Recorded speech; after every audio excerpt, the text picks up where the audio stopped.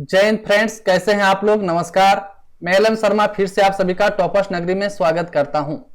आज के इस क्लास में हम लोग माइंड मैप के माध्यम से राजपूत काल को पढ़ेंगे।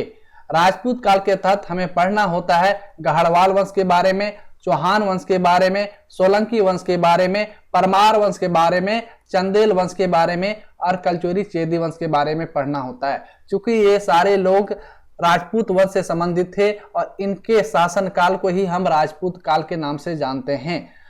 आप यहाँ पे मैप में देख सकते हैं, ये इंडिया का मैप है और मध्य भारत में राजपूतों का शासन था। आप यहाँ पर देखिए कि उत्तर और पश्चिमी भारत में गढ़वाल वंश थे, वहीं आप थोड़ा पश्चिम की ओर जाएंगे तो चौहान आ जाते हैं।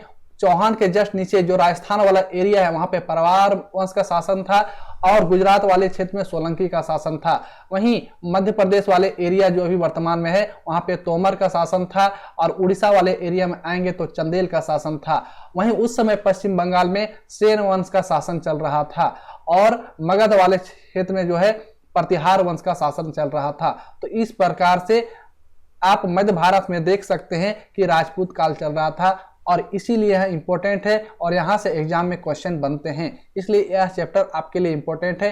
इसको अंत तक यदि आप देखते हैं तो इनसे बनने वाले जितने भी टॉपिक हैं, जितने भी फैक्ट हैं, सारे को हमने इसमें कवर किया है। आगे बढ़ने से पहले मैं आपको अपने बारे में बताना चाहता हूँ ताकि आपको यह ट्रस्ट हो सके। यदि मैं आपको पढ़ा रहा हूँ, आपको गाइड करने वाला हूँ, तो मैं इसमें कैपेबल हूँ या नहीं। मेरा नाम एल एम शर्मा है। वर्तमान में मैं स्टेशन मास्टर के पद पर कार्यरत हूँ। हमने आरआरबी एनटीपीसी एग्ज़ाम के साथ साथ एसएससी के भी एग्ज़ाम को हमने क्लियर किया है। हमने झारखंड सब इंस्पेक्टर एग्ज़ाम 2017 में क्लियर किया है। साथ ही साथ हमने झारखंड पब्लिक सर्विस कमीशन का एग्ज़ाम जेपीएससी मेंस हमने 2 बार लिखा है। इसका रिजल्ट अभी भी वेटिंग में है। तो आपको यह ट्रस्ट हो चुका होगा कि मैं खुद मेहनत करके आपको पढ़ाने वाला हूँ। मैं अभी भी पढ़ रहा हूँ और आपको गाइड करने वाला हूँ। तो चलिए बिना समय गंवाए शुरू करते हैं।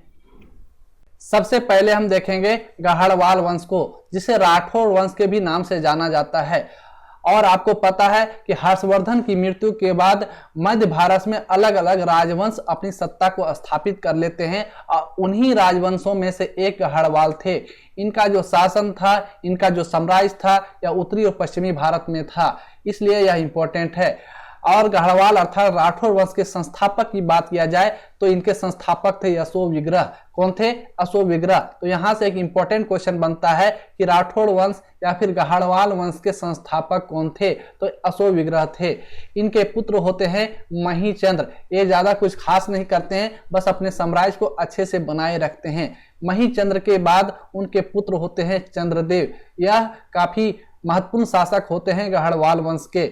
और ये क्या करते हैं, महमूद की अनुपस्थिति में, महमूद गजनवी की अनुपस्थिति में राष्ट्रकूट के राजा गोपाल को हरा देते हैं। अर्थात राष्ट्रकूट वंश के शासक उस समय गोपाल थे, उस पर ये आक्रमण कर देते हैं और आक्रमण करके उनको हरा देते हैं और उनके राज्य को भी अपने अधीन कर लेते हैं। बाद में जो है चंद्रदेव क्या करते हैं, अपनी राजधानी को बनारस स्थानांतरित कर लेते हैं। अर्थात चंद्रदेव के समय में गढ़वाल वंश का राजधानी जो है बनारस हो गया था। चंद्रदेव के बारे में एक और इंपॉर्टेंट चीज आपको ध्यान में रखना है, ये मुस्लिमों पर एक प्रकार का कर, एक प्रकार का टैक्स लगाए थे। उस टैक्स का नाम था तरुछ दंड। क्या था?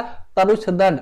और यह होता था युद्ध के खर्च के लिए। अर्थात मुस्लिमों के दौरान जो युद्ध किया जाता था, उस युद्ध में जो लागत आता था, जो खर्च आता था, उसकी भरपाई के लिए मुस्लिमों पर कर लगाया गया था और उस कर का ही नाम था तरुछ दंड। तो यहाँ से एक दूसरा इंपॉर्टेंट क्वेश्चन बनता है कि गढ़वाल वंश के शासक चंद्रदेव के द्वारा मुस्लिमों पर कौन सा टैक्स लगाया गया था, कौन सा कर लगाया गया था? तो उस कर का नाम था तरुछ दंड। गढ़वाल वंश के अगले शासक होते हैं गोविंद चंद्र। गोविंद चंद्र के समय में कुछ ज्यादा खास नहीं होता है, बस इनके शासन काल में कन्नौज की स्थिति फिर से अच्छी मानी जाती है। अर्थात कन्नौज ने पुनः ख्याति प्राप्त कर ली और इनके समय में इनके एक मंत्री थे लक्ष्मीधर। कौन थे? लक्ष्मीधर। और इन्होंने कानून और प्रक्रिया पर एक ग्रंथ लिखा था। उस ग्रंथ का नाम था कृत्य कल्पतरु। कृत्य कल्पतरु का ही दूसरा नाम है कल्पद्रुम। तो यहाँ से एक इंपॉर्टेंट क्वेश्चन बनता है कि गोविंद चंद्र के मंत्री लक्ष्मीधर ने किस ग्रंथ की रचना की है? तो उस ग्रंथ का नाम था कृत्य कल्पतरु। कल्प और इसके जगह में आपको कल्पद्रुम भी ऑप्शन में रह सकता है, तो जो भी रहेगा आप उसको टिक करेंगे। नेक्स्ट है जयचंद, जो गढ़वाल वंश के अंतिम शासक होते हैं। तो यहां से एक इंपॉर्टेंट क्वेश्चन बनता है कि गढ़वाल वंश के अंतिम शासक कौन थे, तो जयचंद थे। और जयचंद जो है किसके समकालीन थे, तो पृथ्वीराज तृतीय के समकालीन थे। यहां से क्वेश्चन बनता है कि पृथ्वीराज तृतीय किसके समकालीन थे, तो जयचंद के समकालीन थे। और पृथ्वीराज तृतीय और जयचंद के बीच में हमेशा तनाव रहता था, एक दूसरे के ये प्रतिद्वंदी थे। और उसका कारण यह था कि पृथ्वीराज तृतीय ने जयचंद की पुत्री संयोगिता का अपहरण करके उनसे विवाह कर लिया था। ऐसा माना जाता है कि संयोगिता का देखने में काफी सुंदर थी और जयचंद की पुत्री जो थी वह भी पृथ्वीराज तृतीय को पसंद करती थी। और जयचंद यह नहीं चाहता था कि संयोगिता की शादी पृथ्वीराज तृतीय से हो।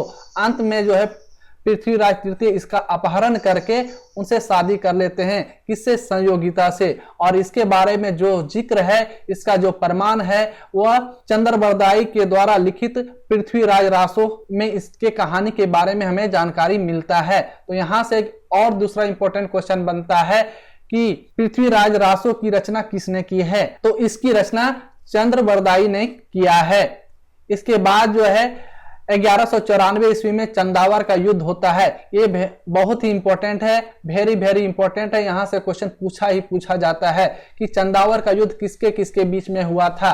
तो 1194 ईस्वी में चंदावर का युद्ध जो होता है जयचंद और मोहम्मद गोरी के बीच में होता है, जिसमें मोहम्मद गोरी क्या करता है, जयचंद को मार देते हैं। इस प्रकार से मोहम्मद गोरी यहाँ पे जीतता है। तो यहाँ से 2-3 क्वेश्चन बनता है कि चंदावर का युद्ध कब हुआ था, तो 1194 में हुआ था।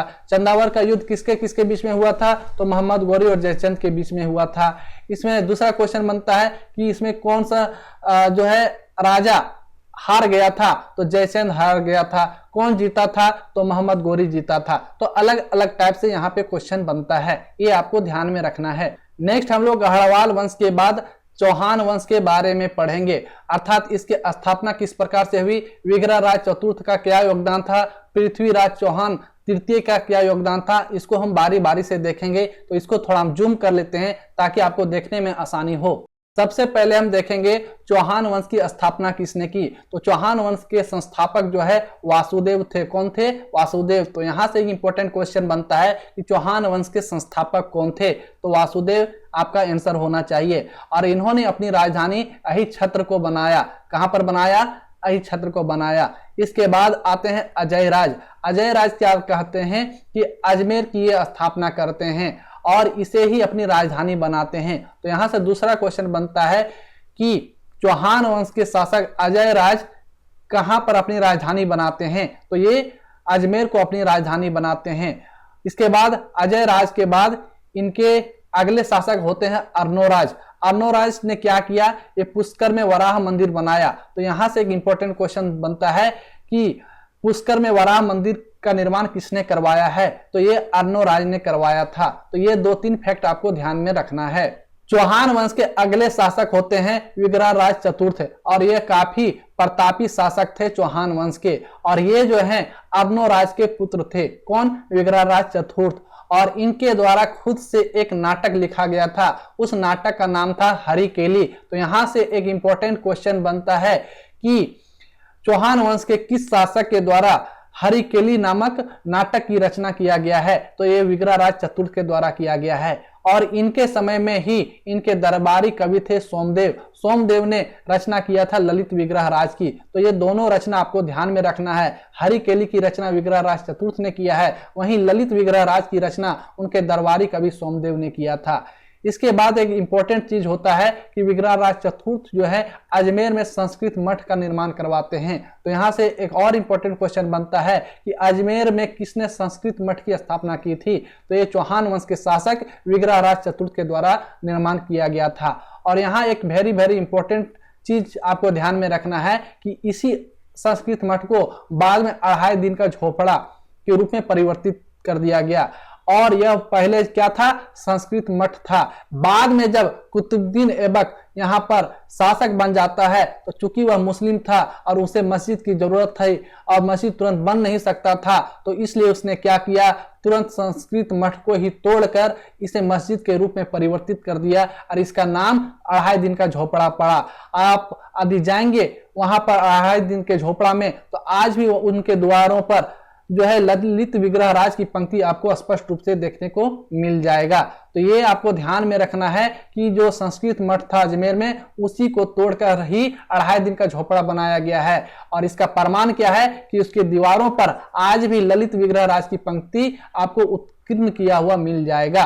चौहान वंश के अगले महानतम प्रतापी राजा होते हैं पृथ्वीराज चौहान तृतीय। ये सबसे प्रतापी राजा थे चौहान वंश के और इनका शासनकाल जो है 1178 से लेकर 1192 ईस्वी के बीच में था। और ये क्या करते हैं, चंदेल राजा को पराजित कर देते हैं और उस चंदेल राजा का नाम था परमार्दी देव। तो यहां से एक इंपॉर्टेंट क्वेश्चन बनता है कि पृथ्वीराज चौहान तृतीय ने किस चंदेल राजा को पराजित किया था, तो परमार्दी देव को पराजित किए थे। और पृथ्वीराज चौहान का जो है एक उपनाम है जो बार बार एग्जाम में पूछा जाता है, तो उनका उपनाम था राय पिथौरा। तो यहां से क्वेश्चन बनता है कि चौहान वंश के किस शासक को राय पिथौरा के नाम से जाना जाता है, तो पृथ्वीराज चौहान तृतीय को राय पिथौरा के नाम से जाना जाता था। इनके समय में इनके दरबारी कवि जो थे चंद्रबरदाई और जैनक थे। कौन थे, चंद्रबरदाई और जैनक। चंद्रबरदाई जो है कवि थे और इनके द्वारा एक रचना किया गया था, उसका नाम है पृथ्वीराज रासो। वहीं जैनक जो कवि हैं ये रचना करते हैं पृथ्वीराज विजय। तो आपको यहाँ पे कंफ्यूज नहीं होना है। यदि पृथ्वीराज रासो की बात किया जाए तो इसकी रचना चंद्रबरदाई ने किया था, वहीं पृथ्वीराज विजय की बात किया जाए तो इसकी रचना जैनक ने किया था। तो कंफ्यूज नहीं होना है। विजय में देखिए जय है और यहाँ भी जय है, तो इससे कनेक्ट करके आप याद रखेंगे कि जैनक ने पृथ्वीराज विजय की रचना की है, वहीं चंद्रबरदाई ने पृथ्वीराज रासो की रचना की है। और ये दोनों क्वेश्चन पूछा जाता है एग्जाम में। इसके बाद जो है इनके बारे में दूसरा इंपॉर्टेंट फैक्ट बनता है, मोहम्मद गौरी से ये दो युद्ध करते हैं। कौन, पृथ्वीराज चौहान। और ये दोनों युद्ध कौन कौन से थे, तराइन का प्रथम युद्ध और तराइन का द्वितीय युद्ध। तराइन का प्रथम युद्ध हुआ था 1191 ईस्वी में और इसमें मोहम्मद गौरी पराजित हो जाता है और फिर से गौरी जो है पूरी तैयारी के साथ आता है और तराइन का द्वितीय युद्ध होता है जस्ट एक साल बाद 1192 ईस्वी में। और इस बार क्या होता है, पृथ्वीराज इसमें पराजित हो जाते हैं और मोहम्मद गौरी इसमें जीत जाते हैं। और ये ना सिर्फ पराजित होते हैं, यहाँ पे पृथ्वीराज चौहान तृतीय की हत्या भी कर दी जाती है और इस प्रकार से चौहान शक्ति का यहाँ पर अंत होता है और तुर्क शासन की यहाँ पर स्थापना हो जाती है। तो ये एग्जामिनेशन पॉइंट ऑफ व्यू से बहुत इंपॉर्टेंट है। आप बहुत बार देखे होंगे कि ये क्वेश्चन आपको मिलेगा कि तराइन का प्रथम युद्ध कब हुआ था, 1191 में हुआ था और मोहम्मद गौरी पराजित होता है। लेकिन तराइन का द्वितीय युद्ध 1192 में हुआ था और पृथ्वीराज इसमें पराजित होता है, मारा भी जाता है और मोहम्मद गौरी यहाँ पर जीत जाता है। नेक्स्ट शासक है सोलंकी, जिसे गुर्जर चालुक्य वंश के भी नाम से जाना जाता है। आप यहाँ पे मैप में देख सकते हैं सोलंकी का शासन यहाँ पर था गुजरात वाले एरिया में। और इनके संस्थापक कौन थे, मूलराज प्रथम थे। तो यहाँ से ज्यादा क्वेश्चन तो नहीं बनता है, बस आपको ध्यान में रखना है सोलंकी वंश की स्थापना किसने की, तो मूलराज प्रथम ने की। और इनकी राजधानी कहाँ थी, तो अनहिलवाड़ था। तो ये दोनों चीज आपको ध्यान में रखना है, संस्थापक मूलराज प्रथम और इन्होंने अपनी राजधानी जो है अनहिलवाड़ को बनाया। और इसके समय में एक दूसरे शासक होते हैं भीम प्रथम। कौन होते हैं, भीम प्रथम। और इन्हीं के समय में सोमनाथ मंदिर को लूटा था महमूद गजनवी ने। इसलिए यह वेरी वेरी इंपॉर्टेंट क्वेश्चन है। यहाँ से बहुत बार एग्जाम में क्वेश्चन पूछा गया है कि सोमनाथ की मंदिर को महमूद गजनवी ने किसके शासनकाल में लूटा था, तो भीम प्रथम के शासनकाल में लूटा था, जो कि सोलंकी वंश के शासक थे।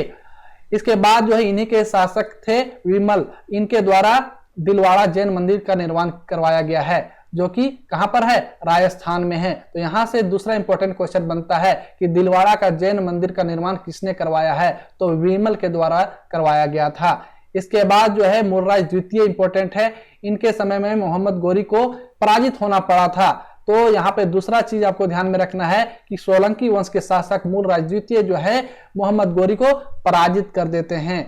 और नेक्स्ट आपको ध्यान में रखना है कि सोलंकी वंश के द्वारा ही मोढेरा का सूर्य मंदिर का निर्माण करवाया गया था और इनके अंतिम शासक जो हैं भीम द्वितीय थे। तो यहाँ से 2-3 फैक्ट जो आपको निश्चित रूप से ध्यान में रखना है। पहला क्या, संस्थापक कौन थे सोलंकी वंश के? मूलराज प्रथम। राजधानी कहाँ था? अहिलवाड़। दूसरा फैक्ट ध्यान में रखना है कि सोमनाथ मंदिर को महमूद गजनवी ने लूटा था भीम प्रथम के शासनकाल में। दूसरा ध्यान में रखना है दिलवाड़ा का जैन मंदिर किसने बनवाया है? बिमल के द्वारा। नेक्स्ट ध्यान में रखना है कि मूलराज द्वितीय ने मोहम्मद गोरी को हरा दिया था और मोढेरा का सूर्य मंदिर जो है सोलंकी वंश के समय में ही बना था। और सबसे इंपॉर्टेंट आपको ध्यान में रखना है कि सोलंकी वंश का अंतिम शासक कौन था? तो भीम द्वितीय इसका अंतिम शासक थे। तो सोलंकी वंश के बारे में इससे ज्यादा एग्जाम में फैक्ट नहीं पूछा जाता है। नेक्स्ट वंश जो हमको पढ़ना है वह है परमार वंश। परमार वंश का शासन जो है आप देख सकते हैं इस वाले एरिया में था, वर्तमान राजस्थान का जो क्षेत्र है, और थोड़ा सा आप गुजरात का पकड़ लीजिए, इस क्षेत्र में जो है परमार वंश का शासन चल रहा था। और परमार वंश के संस्थापक कौन थे? तो इनके संस्थापक थे उपेंद्र, जिनका उपनाम कृष्णराज भी था। तो आपको यहाँ पर ध्यान में रखना है, क्वेश्चन पूछा जाएगा कि परमार वंश के संस्थापक कौन थे? तो उपेंद्र थे और इनका उपनाम कृष्णराज भी था। और दूसरा इंपॉर्टेंट यहाँ से क्वेश्चन बनता है कि इनकी राजधानी कहाँ थी? तो उनकी राजधानी धारा थी। ये क्वेश्चन बहुत बार पूछा गया है एग्जाम में कि परमार वंश की राजधानी कहाँ थी? तो धारा थी। और परमार वंश के सबसे प्रतापी राजा होते हैं राजा भोज। कौन होते हैं? राजा भोज। और ये काफी विद्वान थे, इनके द्वारा बहुत सारे ग्रंथ लिखे गए, जिसमें से प्रमुख हैं भोज चंपू, श्रृंगार प्रकाश और शब्दानुशासन। ये जो है राजा भोज के द्वारा लिखा गया है। कौन कौन? भोज चंपू, श्रृंगार प्रकाश और शब्दानुशासन। ये आपको ध्यान में रखना है। क्वेश्चन पूछा जा सकता है कि निम्न में से किस ग्रंथ की रचना राजा भोज के द्वारा किया गया है? ऑप्शन में भोज चंपू, श्रृंगार प्रकाश या शब्दानुशासन, कुछ भी रह सकता है। तो आप देखें ऑप्शन में क्या है, उसके अनुसार आपको टिक करना है। और राजा भोज के द्वारा ही त्रिभुवन नारायण मंदिर जो कि चित्तौड़ में स्थित है, इसकी निर्माण करवाया गया था राजा भोज के द्वारा। तो यहाँ से ये भी आपको ध्यान में रखना है कि क्वेश्चन पूछा जाएगा कि चित्तौड़ में स्थित त्रिभुवन नारायण मंदिर की निर्माण किसने करवाया है? तो ये राजा भोज ने करवाया है, जो कि परमार वंश के शासक थे। नेक्स्ट जो हमको राजपूत वंश के बारे में पढ़ना है वह है चंदेल वंश। चंदेल वंश का शासन आप देख सकते हैं, या मध्य प्रदेश वाला एरिया जो है थोड़ा सा उड़ीसा को टच करते हुए ये इनका शासन था। इनके संस्थापक कौन थे? तो नन्नुक थे। तो यहाँ से डायरेक्ट क्वेश्चन पूछा जाता है कि चंदेल वंश के संस्थापक कौन थे? तो चंदेल वंश के संस्थापक राजा नन्नुक थे। और इनके प्रसिद्ध शासक होते हैं आगे चलकर, वो उनका नाम है जय शक्ति। क्या नाम है? जय शक्ति। और ये अपने नाम पर ही राज का नाम जयजाक भुक्ति रखते हैं। तो यहाँ पर देख सकते हैं क्वेश्चन पूछा जाएगा कि चंदेल वंश के किस शासक ने राज का नाम जयजाक भुक्ति कर दिया था? तो उस शासक का नाम था जय शक्ति। और आपको पता होगा चंदेल वंश जो है कला के लिए काफी प्रसिद्ध है। ये जो है कालिंजर में, खजुराहो में बहुत सारे मंदिर का ये निर्माण करवाए थे। खजुराहो में 30 मंदिर है और यहाँ पर जैन और ब्राह्मणों के सबसे ज्यादा मंदिर हैं। यहाँ पर बौद्ध का एक भी मंदिर आपको देखने को नहीं मिलेगा। इससे पता चलता है कि चंदेल वंश का जो है बौद्ध धर्म को ज्यादा संरक्षण नहीं मिल पाया था। ये जैन धर्म और हिंदू धर्म अर्थात ब्राह्मण धर्म को ज्यादा ये मानते थे। और यहाँ पर टोटल 30 मंदिर बनाए हैं। कौन? चंदेल वंश के शासकों के द्वारा। और जिसमें से प्रमुख मंदिर है विश्वनाथ मंदिर, जो कि राजा धंग के द्वारा बनाया गया था। इसके बाद जिननाथ, वेदनाथ, कंदरिया महादेव जो कि काशी में स्थित है। ये सारे मंदिर जो है चंदेल वंश के शासकों के द्वारा बनाया गया था। तो चंदेल वंश के बारे में यही 2-3 फैक्ट आपको ध्यान में रखना है कि चंदेल वंश के संस्थापक कौन थे? नन्नुक थे।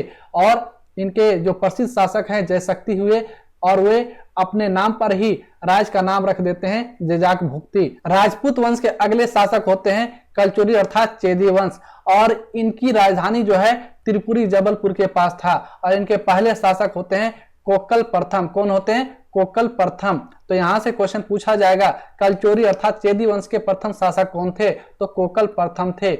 और इनके सबसे शक्तिशाली राजा होते हैं कर्णदेव। कौन होते हैं? कर्णदेव। एक कलिंग पर आक्रमण कर देते हैं और कलिंग को जीत लेते हैं। और कलिंग के जीतने के कारण ये अपने आप को एक उपाधि से नवाजते हैं। उस उपाधि का नाम है त्रिकलिंगाधिपति। क्या है? त्रिकलिंगाधिपति। और इन्होंने ही जो है काशी में कर्णमेघ मंदिर का भी निर्माण करवाया था। तो यहाँ से आपको ध्यान में रखना है, क्वेश्चन पूछा जाएगा कलचोरी वंश के किस शासक के द्वारा त्रिकलिंगाधिपति उपाधि धारण किया गया था, तो एक कर्णदेव के द्वारा किया गया था। दूसरा क्वेश्चन बनता है कि कलचोरी वंश के किस शासक के द्वारा काशी में स्थित कर्णमेघ मंदिर का निर्माण करवाया गया, तो ये भी कर्णदेव ने ही करवाया था और इन्हीं के नाम पर इस मंदिर का नाम पड़ता है कर्णमेघ मंदिर। इसके बाद आपको ध्यान में रखना है कलचोरी वंश के अंतिम शासक कौन थे, तो कलचोरी वंश के अंतिम शासक थे विजय सिंह। तो यहाँ से यही 2-3 फैक्ट एग्जाम में पूछे जाते हैं। आज के इस क्लास में हम लोग राजपूत वंश के बारे में पढ़े, जिसके तहत हम माइंड मैप के माध्यम से गढ़वाल वंश, चौहान वंश, परमार वंश, सोलंकी वंश, चंदेल वंश आदि के बारे में बहुत ही बेहतरीन तरीके से हमने डिस्कस किया और जितने भी फैक्ट थे हमने उसे बारी बारी से देखा। यदि आप इस टॉपिक को अंत तक देख लिए हैं, इसके बाद आप प्रीवियस ईयर क्वेश्चन बनाइए, यहाँ से बाहर शायद ही आपको कोई क्वेश्चन देखने को मिलेगा। तो यदि यह क्लास आपको अच्छा लगा है तो हमारे वीडियो को लाइक करें, चैनल को सब्सक्राइब करें और आप अपने दोस्तों के साथ इस वीडियो को जरूर शेयर करें, खासकर वैसे दोस्त जो माइंड मैप के माध्यम से पढ़ना चाहते हैं या फिर जिनका जीके वीक है। तो फिर मिलते हैं नेक्स्ट लेक्चर के साथ, तब तक के लिए जय हिंद, जय भारत, थैंक यू।